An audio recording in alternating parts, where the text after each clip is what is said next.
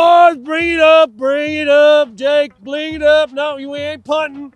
All right, we're listening. Now take a knee and listen to what I gotta say. Now I was gonna come out here today and dog cuss y'all, because you went and made an embarrassment of me in particular on national TV in the snowstorm, but I ain't gonna be mean today. What we're gonna do is we're gonna teach and we're gonna learn. Now, right over yonder, just a couple short days ago, could you control yourself? Please. Over there yonder a couple days ago, that place was raging. It was like a U2 concert or something. It turned into Bloody Sunday over there, didn't it? The snow rolled in and you guys were a little too cold, weren't you? Oh, was it cold? It was cold, Coach. I saw y'all keeping your hands in your little pouches when the play was about to start. It wasn't snowing. that damn cold. It was snowing. Unacceptable. All right, they had to play with the weather too. Now, it was a fantastic season, but that's all she wrote. And if you know who she is, I want a word with her because I don't like how it ended. We learn lessons in life. And we watched the tape and we learned a lot, particularly about what we did on offense. Now, the defense, I ain't got a bad word to say. Y'all balled out all year long. We wanted to win it for y'all. That's a championship defense. The offense couldn't pick it up. All right? We lost our leader. Bo Nix got hurt in the last game, right before the AFC Championship game. And that was a tough road to climb for our boy Stidham. He needed some help, and he didn't get it. He couldn't do it by himself, Jake. Nope. But we want to talk about some of the things that Stidham did, could have done better, or could have got some help doing better if y'all had pulled your head out. Could have better done better, damn better done Could have, better. should have, did it, but didn't. Should have better done better. So, Jake, please get to your feet. We could have done better, Coach. Talk a little bit about what you saw. Ball's in the air, and you caught it. With my hands, no less. With my hands. Unlike those cats who let it hit the ground. Listen, Bo didn't do it all himself all year long either. You don't try to talk like me. You ain't from the South. Bo didn't do it all year either, all by himself. That's better. Bo relied on his team. He relied on his defense. He relied on the coaches to make the right calls. He relied on the fans to cheer when they're supposed to. But I really got to tip my hat to Stidham for coming in there against all odds. I mean, eventually you come in and all of a sudden the narrative was like, oh, he's gonna do it. He was Brady's backup. Oh, he's got all the skills. Oh, there's a reason they're paying him. There's gonna be no drop off. He's gonna be better than Bo. Even I said, watch out, this offense could function better than Bo. We were optimistic. We saw that though. The first drive was beautiful. Yeah. Took a shot down the field, booted him out, threw a touchdown to Cortland. But that soon went away when they started to try and get back to their bread and butter, which is the screen game. Quick so screen. I just really didn't think that was where we saw him off rhythm to Mims on a screen. We saw, a lot of the latter stuff. The Patriots were ready for that. They were ready for that. Totally ready for that. So in a way, they overcoached themselves by trying to keep it all the same. But let's go into what Stidham could do well. We saw a little bit of that, but I don't think we saw enough in that first half. Well, but you did mention that, we talked about touch, right? Bo is still trying to work on his touch. Yeah. On short balls, on deep balls, you saw a moment where Stidham gave some touch where Bo in the past maybe hasn't. Yeah, and I mean, there's an art to working the pocket as a quarterback. Yeah. I think the reason why Tom Brady goes down as the GOAT, if not one of the GOATs, is his ability to not panic in the pocket. Meaning you don't take off running and run into pressure, but you make subtle, quick moves. You move up, you keep your head down, and you move to go to where that space is. We saw Bo struggle with this year. Yeah. He got a little bit better, but it's something he's going to continue to have to work on. What Stidham did early, I saw a great job by him on a shallow cross where he got back into the pocket. He was off of his mark, so he shuffled up. He knew he was going to get hit, and earlier in the year, Bo sent a rocket to Sutton and missed it. Off his hands, could have been a walk-in touchdown. You have to take that little bit of breath and he let a nice ball, soft touch with a little bit of the zip and the velocity off of it to give the receiver a chance to catch it. Because Nate, tell me, when you're running a shallow cross, you may not even see me. No, and you're only 10 yards away. I mean, you're sprinting through here and the ball's gonna come over over the top of the lineman. Or through their helmets. Yeah, the linemen are taller than he is. The ball's just going to all of a sudden jump on you. Yes. Yeah. So when you're doing that, what do you like? You like a nice soft ball, nice right? catchable ball. So that's where I saw some development that Stidham has that Bo's going to try to get to. So I think Stidham did a good job. He did some good things. So I mean, did he win the game? No, but it was also the second half, a total different story than the first half. Yeah. He moved them down into field goal range again. Right. Okay, so a lot of it is being made on that 4th and 1 play. Safeties are high, but these guys are tight. Going to be hard to run in the middle. Got to throw it. Oh, they're coming after him, and he is intercepted. There it is. Right, it's the turning point in the game. Some folks are saying it's 4th and 1 on your own 14. You decide to go for it after calling a timeout, and the play that was called was a naked little boot to the right. They ran a similar play to Cortland on the touchdown earlier in the game. What are your thoughts as a quarterback on a situation like that? It's 4th and 1. Your coach calls a timeout and gives you that play. Are you saying anything to him? Do you wish you would have kicked it? Do you want to run the ball instead? Man. Where are you at mentally? As a quarterback in my offense, back when we were running in 05 and 06, when we were killing it, I wanted to hand that thing off and get a first down. Like, that's what we did. That's what we did well. Yeah. This offense, totally different story. There's no downhill, assert your will run game. We didn't see that. But a yard, man, you get a whole set of downs and you end in the end zone. It's a whole different story. But I like the call. I like coaches that go with the way they're feeling, not with what's supposed to be done. But you also got to look at, maybe they didn't get the weather forecast and know that points are a premium and understand, like, our defense, God damn, our defense is good. The last thing you want is to not put points on the board when you can. Why? Because then that puts the pressure on that other team's offense to do things they might not feel comfortable doing. Because we didn't see a prolific, high-powered offense come out of the Patriots. No, we didn't. In fact, I was not that impressed with their offense. No. Drake May made plays late in the game with his legs, but the passing game, he didn't look comfortable. No. And if you're an MVP candidate, it doesn't matter if you're facing the most crazy steel curtain rush of the world, you still get in there and make plays. And you have to. You got to figure it out. But hindsight is, hindsight is 20, out your ass. Right? Because, we could all say they go score a touchdown and then the Patriots return the kickoff for a touchdown. Didn't matter. Yeah. We don't know what the narrative or how the story goes if we do kick that field goal. All I know is points are a premium in a game like this, and your defense is goddamn good. Yeah. Two scores up, and it's different all of a sudden. And yet you don't think that that's going to be your last score of the game. Yeah, no. You don't think it's going to end 10 to freaking 7. No. You think it's going to be 24, 21, like all these games really are. Offense was you don't looking realize good. This is the last time you're going to be down here inside the 20-yard line. If the Broncos kick that field goal, go up 10-0, they probably win the game. But there's another Maybe they don't. We don't know that. Right, maybe they don't. But there was another big play that changed the momentum of the game. And it's the backward pass, the fumbly thing. That was a weird play on the screen play. It's 3rd and 4. Reload! Let's go! Ready! Backing up. Oh, the ball comes out. Is that a fumble? Is that a live ball? It's picked up by the Patriots. That Stiddy kind of got caught in no man's land. Couldn't ditch the ball until too late. Yeah. Got his hand hit. Backward pass, they recovered. Talk about what you saw on that play. Listen, screens are tough. You want to hopefully have them called when that rush is getting after it and they're hot and horny wanting to get you. So they were, and they called it right, and he came back, but the one mistake was made by his running back. Yeah. Was it? But it was Bidet. Bidet was in the game.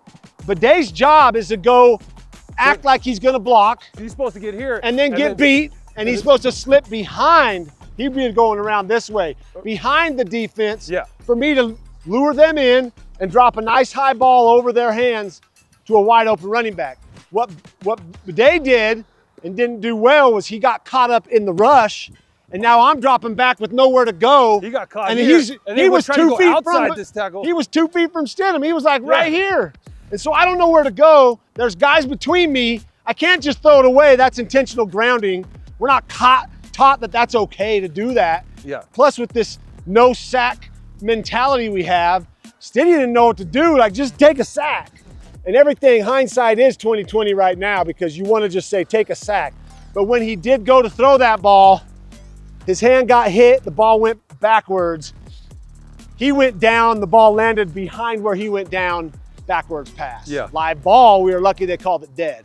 Anyway, one coaching point. When I throw any type of lateral where it could be a backwards pass, if I'm throwing to Nate and he's behind me, I'm gonna throw it and get back like this fast.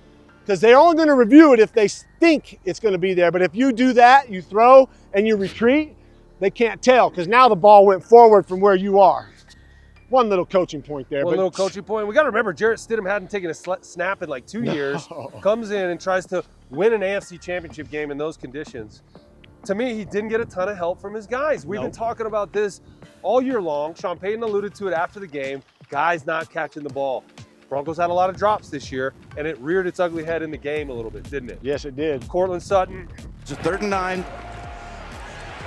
Stidham goes down the middle of the field and ball's dropped. Comes out of a break.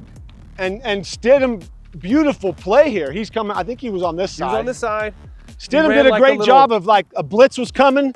He had to get rid of it early. He couldn't stand there and wait. He gave a wiggle, turned in, the ball was in. He's that. Instead of just sticking his foot in the ground and being there. That's hard. That's super hard. That's a timing thing. That's a trust thing. Yeah. That's a QB receiver connection that you can't generate in 1 week of practice. Right. It doesn't just, either just happens or it has to be worked on. So should Stidham put a little more touch on that ball? He couldn't. He had to get rid of the ball. But he had to couldn't throw put to where a little air on it? he had to throw to where he was making his break. And I think you made a great point of like Cortland knowing like, damn, they were blitzing. I better get my eyes up ready out of this break. So when he came out, it was down in a spot that's like, it's a tough spot. A lot of receivers, a lot of times will have a weak area. Yeah. And that could be a weak spot for Cortland because you got to bring your head down. Well, that's a hard catch. It's a very hard catch. Yeah. To his defense, that's not easy. Yeah.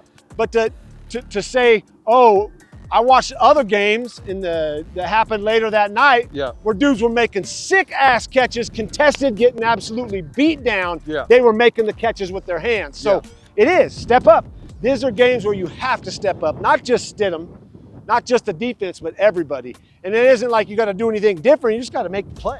Let's be honest. The math just isn't adding up lately. Between the grocery store and those skyrocketing insurance premiums, even with the steady job, more families are being forced to rely upon high-interest credit cards to cover those expenses. If you're a homeowner caught in that cycle, carrying credit card balances in the 20s and sometimes 30s, it's time to get some relief. Right now, mortgage rates are at a 3-year low, and my friends at American Financing are helping homeowners pay off that high-interest debt with rates in the low 5s. Their salary-based mortgage consultants don't just push loans, they build exit strategies from debt. On average, they're saving their customers $800 a month. Plus, if you start today, you may even delay the next 2 mortgage payments. There's no upfront fees and no obligations. Colorado's home for home loans is American Financing. Call 888-991-9788. That's 888-991-9788. Or visit AmericanFinancing.net/coldtub. And you got to catch that ball with your hands. Little Jordan Humphrey didn't start the season on the Broncos, was here last year, got shipped out, went to the Giants, and then came back in the middle of the season because the Broncos needed help.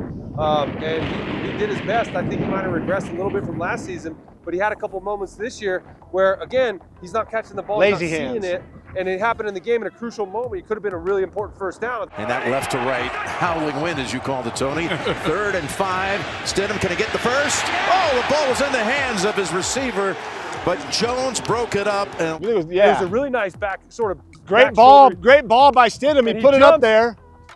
He jumps. I mean, he's an athlete. We can tell little Jordan Humphries is an athlete. He's an athlete. He was 2.5, 3 feet off the ground so that he could try to catch it on his hip. So he misjudged the ball and jumped, and then instead of I'm in the air and I misjudged it going like that and snatching it, because that's what you do. If you jump, you misjudge it, you still can go up and that's getting your hands out, especially it was with late a in the DB third on your back right late in there. the third quarter. Yeah. Right? Yeah. Oh, this might have been even It was fourth quarter. Yeah. Going this way. Fourth quarter. Yeah. 3rd down. You make that catch. We're now controlling the clock. There's a chance to go get a field goal. You don't let it get to your body if you can. If you trust your hands, you don't let it get there. Right. You know, you're somewhere you're coming in and guys are going to hit you. You let it get to your body. But in that case, he jumped so high that he still let it come to here was like, wait a sec, you jumped, go get it. So that's going to be a point of emphasis. Go find guys that have those hands that are ready to catch it with their hands, because Bo throws a hard ball. So next year, man, he throws a lot of velocity. And that's part of the reason why there were a lot of drops, because he does throw the ball hard and he hasn't learned the touch stuff. Yep. So you do need guys with strong hands to kind of counteract that. Okay, one thing I want to mention also is the quick screen, the quick swing game that they do. That's clearly a foundational point of this offense. They run that more than anything else, right? Yep. And so if they do that, then the guys who are perimeter blockers have to be good at Gotta blocking. be nasty ass. They have to go attack the block. And there were Yes. so many instances in that game where a guy just kind of waited on the defender to come, and then he just ran around him and made the tackle. Yeah. Or didn't push him back at all, and so the gain was 1 yard. If And it's tough because I'm throwing the ball 3 and 4 yards behind the line of scrimmage already. Yes, it's So- a hard block to make in space, Yeah. but I got to fucking attack you. Just hit and then me. get down and fucking smash. Just hit me. But they're waiting. If I wait on you, Yeah. and I'm like, here, come on, and then you just go around me. And now you there's contesting on the catch. And it Now the doesn't receiver sees that and he's like, what the hell? doesn't give the receiver enough room to make a play and Yep. to read my block. If I shoot my shot, he can read off Yes. that. But these guys were not shooting their shots in that game, and it's such a foundational part of this offense is that swing game. They run 6, 7, 8 of them a game. Yep. You have to be able to have point of attack blockers who can make those blocks. And it was tough. I mean, we didn't see any like fake screen go deeps. No. You know, like the Patriots were ready for the screen game. In They fact, were. their D coordinator out-coached us on offense. Yep. He jumped all over that and said, Stidham's got to beat us down the field. And when he took that shot, it got dropped. Yeah. Really the only real pass they threw, minus the last one that was intercepted. Yeah. And it's like, And by then, Marvin Mims was That's kinda- hard. He looked like he was stiff a little bit at the end of the game. Yeah. He couldn't get moving. He wasn't ready for that pass, and it was like the last gasp effort, and that was it.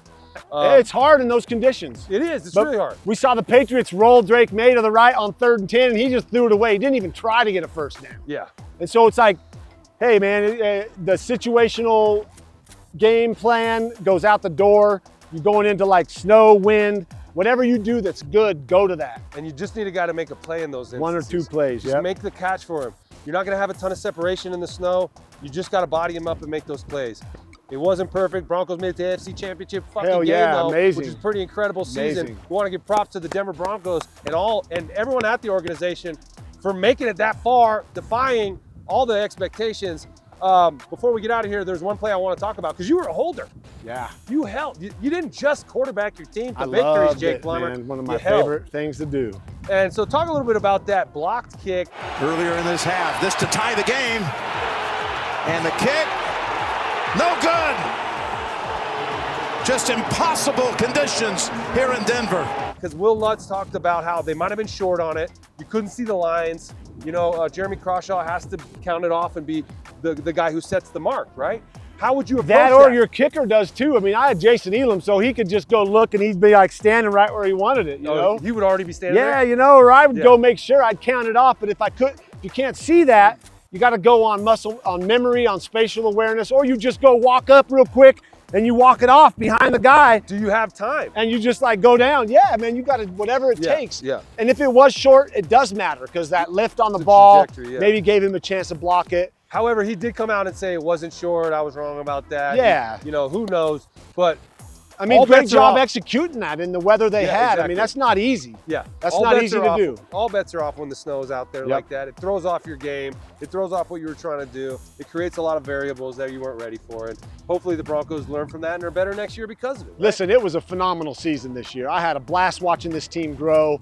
I had a blast watching their leader become even more clutch. He's got the clutch gene, Bo does. Yeah. And it really hurt to see him get hurt and not be in this AFC Championship game. Yeah.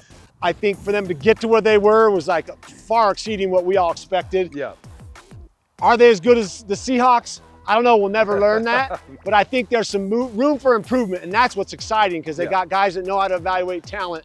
But the main thing is when they get here, they got coaches that know how to coach them to be better players, Yeah. to be good people, to love and care about each other. And what a great year. My hat's off to this organization and this team. They're leaders. They got a solid core group of leaders now that Yeah. will demand a level that you just live by from here on out. And that's exciting for this whole organization in Broncos country.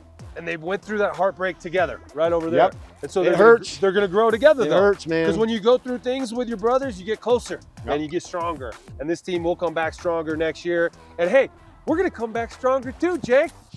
on the walkthrough. It's been a hell of a season. We're going to keep this thing going in some creative way. Yeah, baby. But we're not analyzing any more Broncos games this year because the Broncos games are over. Fantastic season, Denver Broncos. Let's break it down. Walkthrough on 3. 1, 2, 3, walk through.